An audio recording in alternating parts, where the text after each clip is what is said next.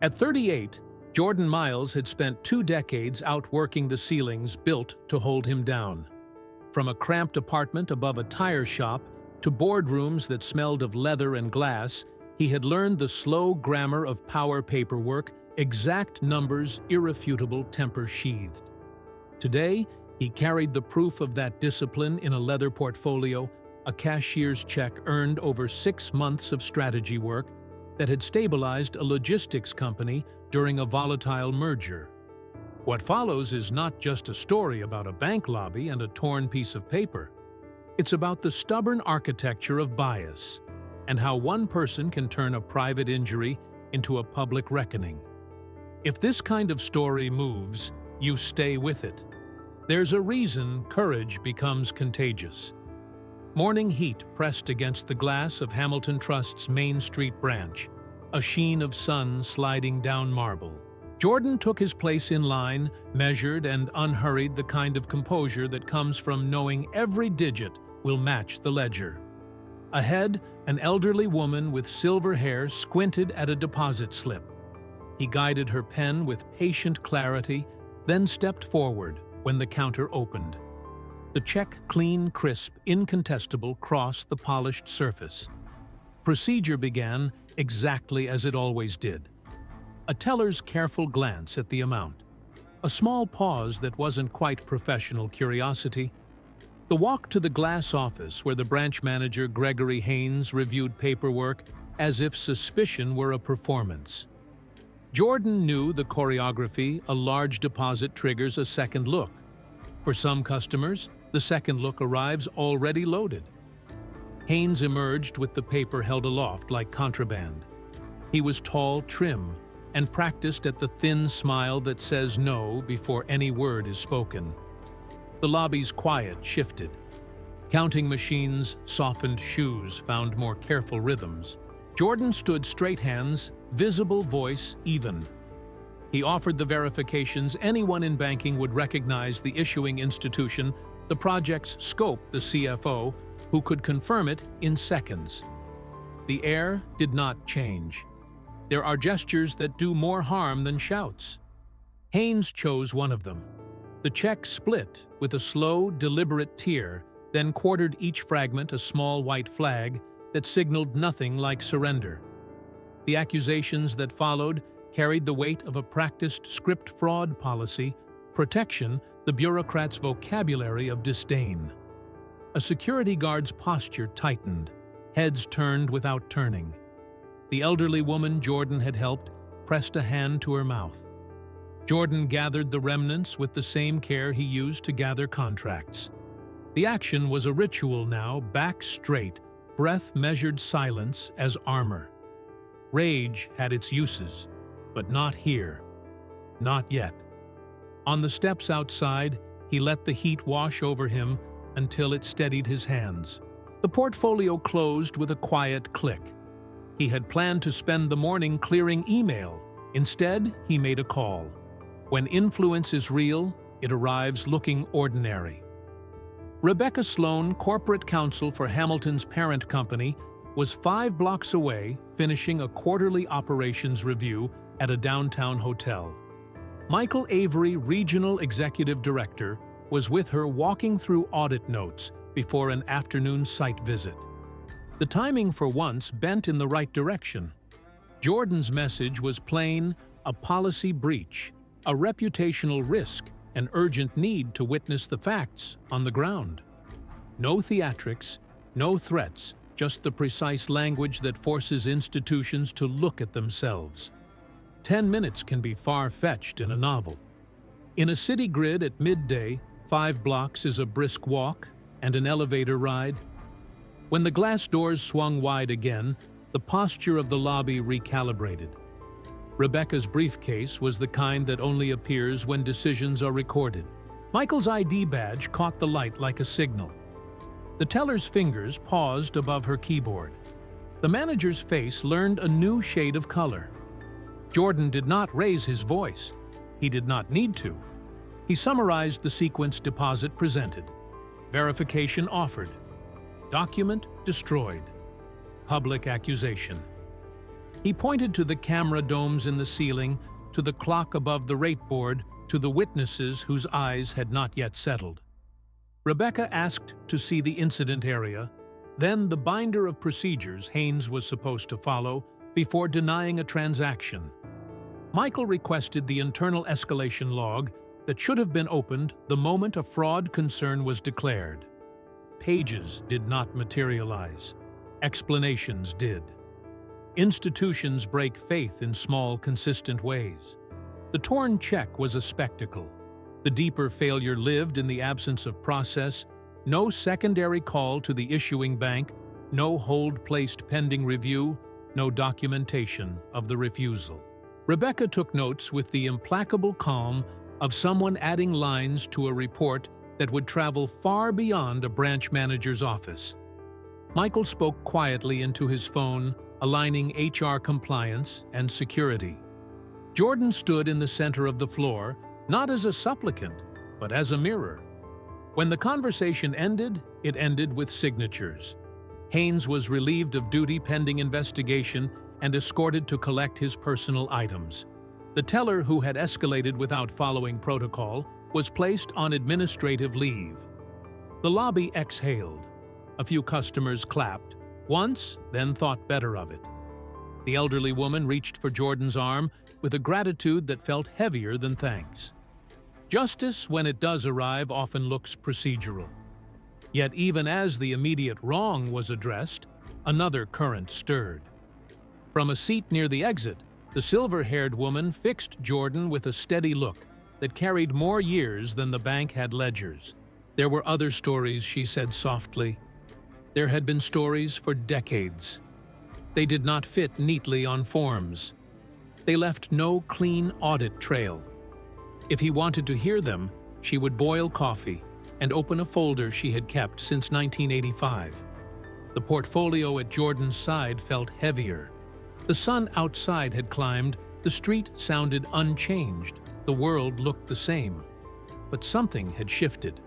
A torn check had shown its true size, not a single insult, but a key to a door he hadn't planned to open, one that led past a manager's arrogance into the machinery that had been grinding his community for years. The air in the Hamilton Trust lobby settled into that peculiar quiet that follows a disruption. The scent of toner and floor polish hung in the space between the front doors and the rows of teller windows. Customers shifted their wait eyes, pretending to return to their transactions, while ears remained fixed on the cluster near the manager's office. Rebecca Sloan moved like someone trained to compress minutes into precision.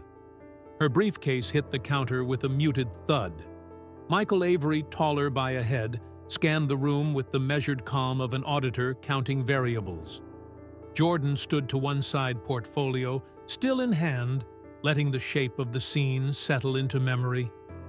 Haynes's protests began in the language of policy, but they collapsed under the weight of specifics. Rebecca requested his incident log. There was none. She asked for the checklist of fraud prevention steps taken before destroying a negotiable instrument. The page was blank. Michael confirmed with operations that no call had been made to the issuing bank, no hold placed, no alert sent to compliance. The absence of procedure was its own indictment. For a branch manager, it was a terminal error. For an institution already under scrutiny, it was an exposed nerve. Rebecca took notes as if each sentence would be entered into evidence, because it would. Michael placed a call that drew in human resources compliance and security in quick sequence. The decision, when it came, was delivered without ceremony. Haynes was placed on immediate suspension pending full investigation. His access card was deactivated before he reached the door. The teller, who had escalated the transaction without protocol, was escorted to the back, her face pale with the shock of sudden consequences. A security officer collected their keys, passwords, and any bank property. Around them, the lobby resumed its rhythm in small, cautious beats, coins counted into trays, printer spools turning. But beneath it was a shift staff glanced sideways at Jordan with a mix of wariness and curiosity. A customer near the entrance murmured to another, their eyes flicking toward him as if recalibrating who he was. The elderly woman from earlier, her name now offered as Eleanor Price, waited near the exit, a folded paper held against her chest. Jordan approached. The paper was an address written in a looping, steady hand. She invited him to her home that evening, saying she had records he needed to see. Her words were quiet, but her tone carried weight. What had happened here, she said, was not an isolated lapse. It was a visible crack in a wall that had been standing for decades. She had been collecting evidence for nearly 40 years, not in legal briefs, but in clippings receipts, and the kind of lived testimony that doesn't fade with time. Jordan nodded once, sliding the paper into his portfolio. His work that morning had been reactive. What she was offering was a path forward. The contrast was clear. The removal of one manager would adjust a dial. Exposing the mechanism behind him could dismantle the whole machine. Outside, the noon heat had deepened. Rebecca and Michael emerged a moment later, their conversation clipped but purposeful. They knew this incident could not be buried, not with internal cameras recording every second and a respected client now holding board-level authority. They would file the preliminary report before the hour was out, and it would travel upward quickly. Jordan parted from them at the curb. He walked several blocks before hailing a cab, choosing the time and space to consider his next steps.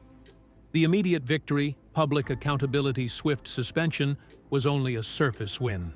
In his portfolio sat the invitation to see what lay beneath patterns of denials, manipulated accounts, homes lost under manufactured arrears. When the cab pulled away from the curb, the bank's glass facade receded into the mirror. In its reflection, Jordan saw not just a building, but the shadow of a system that had been designed to protect itself. The afternoon ahead would be about strategy. The evening at Eleanor Price's address would be about history. The two were about to collide. By late afternoon, the sun hung low enough to slant gold across Brookford's quiet residential streets. Jordan's taxi slowed in front of a small, well-kept craftsman house, framed by azaleas and a weathered oak. The air smelled faintly of cut grass and warm earth. Eleanor Price was already at the door, her silver hair catching the light like a ribbon of steel. Inside the living room was a museum of family milestones, sepia photographs, diplomas, hand-stitched quilts. On the coffee table sat a wide-worn binder and several manila folders. Without ceremony, Eleanor gestured to the table. The binder was thick with documents spanning decades, canceled, checks, loan applications, property deeds, foreclosure notices, and yellowed newspaper clippings. The earliest entry was dated 1985. A denial letter for a small business loan addressed to Eleanor's late husband, citing risk factors despite perfect credit and steady income. From there, the pattern unfolded a cascade of near-identical denials to other residents of Brookford's minority neighborhoods, each draped in the language of prudence, but devoid of factual basis. Jordan paged through the evidence. Each folder contained a family's financial obituary. A restaurant shuttered after an inexplicable loan recall. A long-paid mortgage declared delinquent due to clerical error. Savings accounts eroded by unexplained fees, always just below the threshold that would draw federal attention. Every case had names, dates, and amounts. Every case was a tile in the same mosaic. Eleanor moved deliberately, adding more pieces to the picture photocopies of property assessments, consistently undervaluing homes in Black and Latino neighborhoods, maps with colored pins showing foreclosures clustered block by block, forming a ring of economic erosion around the town's center. Red pins for Black families, blue for Latino, yellow for Asian. A perimeter drawn not in ink, but in dispossession. Jordan took notes without pause. The banker in him recognized the telltale signs, valuations skewed to depress equity. Interest rates elevated without risk justification. Loan terms altered mid-contract. It was more than prejudice, it was a structured, repeatable business model. The victims were chosen not because they were poor, but because they could be made poor. One folder contained correspondence between local real estate developers and bank officers written in a tone of mutual advantage. Phrases like neighborhood stabilization and timely acquisition concealed the real intent, targeting undervalued properties for redevelopment, then selling them at market rates once their original owners had been forced out. The paper trail was careful, but not invisible. Eleanor's collection included handwritten notes from community members, now deceased, detailing interactions that had no official record. A retired teacher whose pension account inexplicably dropped in value after she spoke publicly about bank fees. A mechanic denied refinancing until his business collapsed, his property later bought by a developer linked to the bank's board. For nearly 2 hours, Jordan cataloged every item. His notebook became a cross-reference of Eleanor's history, dates aligned with policy changes, foreclosures matched to developer acquisitions, fee spikes timed to council votes on zoning. The consistency was damning. When the coffee pot ran low, Eleanor added the final folder to the stack, the most recent entries.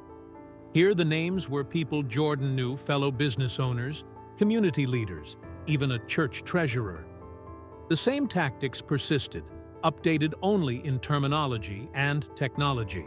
Online banking platforms now facilitated the same manipulations, once hidden in paper ledgers. By the time Jordan closed the binder, the scope was clear. Gregory Haynes was a symptom, not the disease. The system had roots tangled in City Hall corporate offices and real estate firms. Cutting it down would require more than a single investigation. It would take a coalition with reach, credibility, and stamina. Eleanor leaned back in her chair, her expression unreadable. The offer she'd made by opening her files was implicit. Take this history, carry it forward, and be prepared for what follows. In Jordan's portfolio, alongside the shredded remains of a check, now lay a different currency, one measured in patterns proof, and the potential to rewrite an entire town's financial history. Outside, the sky shifted from gold to deepening blue. The evening ahead would not be quiet. The following days blurred into a circuit of kitchen tables, back offices, and folding chairs in community halls. Jordan moved through Brookford like a quiet tide, gathering stories, scanning documents, photographing anything that carried a date and a signature. His notes thickened into a chronology that read like a manual on how to bleed a neighborhood without leaving fingerprints. The accounts were disturbingly consistent. A retired couple showed him foreclosure notices stamped final, despite a stack of cleared checks proving every payment had been made. A shop owner described a loan called in mid-contract, forcing him to sell at a loss. 2 months later, the property was in the portfolio of a developer tied to the bank. A church treasurer revealed records of donations vanishing from the account in small, regular amounts, always timed before quarterly statements. Each meeting left Jordan with more than just evidence. It left him with the weight of expectation. People leaned forward as they spoke, as though placing their stories in his care was a final act of trust. Many admitted they had stopped believing any change was possible until the day they saw Gregory Haynes walk out of the bank under escort. That image had cracked something in the air. Midweek, the investigation found its most valuable thread. A woman named Natalie Chen contacted Jordan through a mutual acquaintance, requesting an off-the-record meeting. Natalie worked as a senior compliance officer at Hamilton Trust's regional office. Her message was cautious but clear. She had been compiling her own file for years, a shadow archive of internal emails, memos, and flagged transactions. They met in the back room of a small cafe with no security cameras.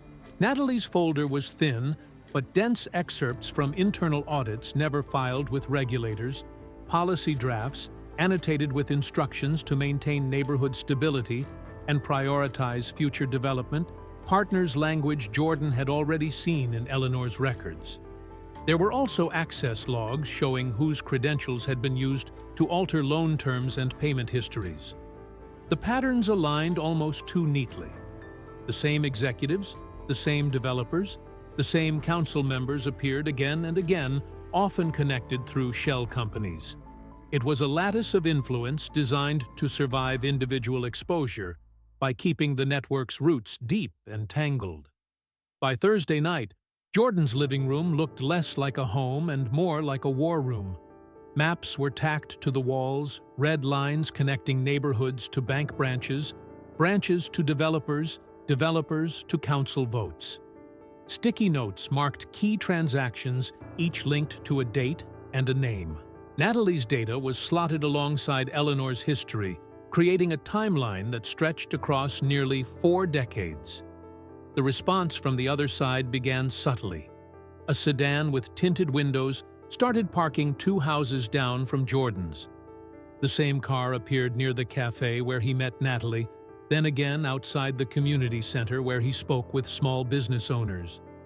Calls from blocked numbers came at odd hours, silent at first, then with clipped warnings about minding your own business. By Friday, the tone escalated. A brick shattered the front window of his consulting office. No note, no signature, just the sound of glass, and the certainty that it wasn't random. That afternoon, his email was flooded with password reset requests he hadn't initiated. The digital harassment matched the physical disruptive but deniable. Natalie warned him that the network would not confront him directly unless they had leverage. Instead, they would make him feel surrounded, drain his time, shake his confidence, and make the risk clear to anyone helping him. She'd seen it before, and it worked more often than not. Jordan tightened his security protocols, encrypting files, storing duplicates off-site, and rotating meeting locations. But he understood the shift. The investigation was no longer a quiet exercise in documentation. It was a visible threat to people who had operated without challenge for decades. Late that night, as he locked his front door, he caught the faint glow of a cigarette from the dark interior of the parked sedan. The ember flared once, then went out. Whoever was inside wasn't in a hurry. The sedan stopped being subtle. By the start of the week, it was joined by a black SUV that alternated between parking across from Jordan's house and idling a few blocks away. The vehicles would appear in shifts, never both at once, as though following a schedule. Neighbors noticed, but the watchers didn't care about being seen. The calls became more direct. A distorted voice warned him to walk away before someone gets hurt. Emails arrived with photos taken from across the street, some in daylight, some through the windows at night. Each intrusion was calculated invasive enough to unsettle but short of anything that would guarantee police intervention. Jordan doubled his precautions. A trusted security team began monitoring his home and office. Files were backed up to encrypted drives stored in multiple locations. Still, the net was tightening. Natalie reported that senior executives at Hamilton Trust were holding closed-door meetings with city officials likely to coordinate damage control. The tension broke on a Wednesday evening. Jordan returned home to find his front door ajar. Inside drawers had been pulled out, papers, scattered electronics unplugged, but not stolen. The message was clear: we can enter whenever we want. The security cameras had been disabled, wires snipped clean. Minutes later, Natalie arrived with urgent news. An internal memo had surfaced, labeling both of them as active threats to corporate stability and recommending containment measures. She didn't know exactly what that meant, but in her years of compliance work, such phrasing usually preceded job terminations, legal action, or worse. That night, word of the break-in spread through the same network Jordan had been building. By dawn, his front lawn was crowded. Residents stood shoulder to shoulder, some holding handwritten signs, others clutching folders of their own evidence. Eleanor Price was at the front, her cane planted firmly in the grass. She had organized the gathering without telling him, framing it as both protection and defiance. It was more than a vigil, it was a living archive. People began telling their stories aloud, voices carrying across the quiet street. Mortgage denials without explanation. Savings accounts drained by service adjustments. Businesses forced into closure when credit lines were suddenly revoked. The patterns Jordan had been mapping now spoke for themselves, each account a line in the ledger of injustice. The crowd swelled through the morning, drawing local news crews. Camera operators filmed stacks of documents held up to the sunlight, rejection letters, payment receipts, bank statements with red circles marking discrepancies. Hashtags began trending on social media, linking Jordan's investigation to a broader history of discriminatory banking practices across the state. By afternoon, Hamilton Trust's corporate headquarters issued a terse statement, promising a thorough review of the allegations. Jordan knew that was a stalling tactic, but the fact they felt compelled to respond at all was proof the pressure was working. The breakthrough came not from the bank, but from the community. Reverend James Holloway, a respected local pastor, announced that the town's annual Heritage Festival, scheduled for the weekend, would dedicate a portion of its main stage to hearing residents' testimonies. It would be public recorded and impossible to ignore. In the days that followed, Jordan and Natalie worked with Eleanor to coordinate the event. They prioritized cases with clear documentation, mapped connections to decision-makers, and arranged for multiple backups of all files. Every testimony would be supported by visible evidence, every claim tied to dates and records. When the festival opened, the square was already packed. The air smelled of barbecue and kettle corn, but the mood carried an undercurrent of anticipation. Jordan stepped onto the stage, not as a victim, but as a witness, flanked by Eleanor, Natalie, and dozens of residents ready to speak. As the first stories began, cameras rolled from every angle, local news, independent journalists, and hundreds of personal live streams. In the crowd's shifting shadows, Jordan spotted familiar suits: bank executives, council members, even the mayor. Some watched with fixed expressions, others glanced toward the exits. The testimonies built like a tide. Each account, backed by documents, washed away a little more of the bank's deniability. By the third hour, the narrative was no longer about isolated grievances. It was a record of systemic design, a web that could now be traced in public view. The network had survived for decades in silence. Now it was facing something it had no defense against: a community speaking in one voice, its stories linked into a single undeniable truth. And in that moment, Jordan knew the real shift had already happened.